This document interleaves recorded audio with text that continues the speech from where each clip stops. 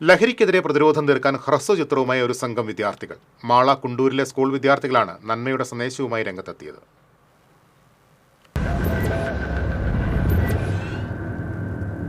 Kundoor saint Joseph of tarp സ്കൂളിലെ വിദ്യാർത്ഥികളും അധ്യാപകരും കഥാപാത്രങ്ങളായ 20 മിനിറ്റ് ദൈർഘ്യമുള്ള ചിത്രമാണ് റിലീസ് ചെയ്തത്.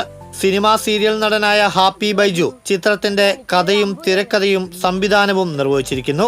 സ്കൂൾ പശ്ചാത്തലത്തിലുള്ള കഥയുടെ ചിത്രീകരണം നടത്തിയത് ടാർപ്പ് സ്കൂളിൽ തന്നെയാണ്. 10ാം ക്ലാസ്സിൽ പഠിക്കുന്ന വിദ്യാർത്ഥി ലഹരിക്ക് അടിമയായി പണം കണ്ടെത്താൻ ഇളയ സഹോദരിയുടെ ആടിനെ ആരുമറിയാതെ വിൽക്കുന്നു.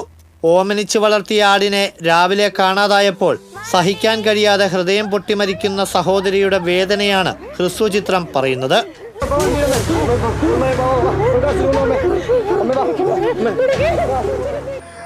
ഞാൻ കാരണോ എന്റെ വാച്ചനെ വിട്ടുപോയത്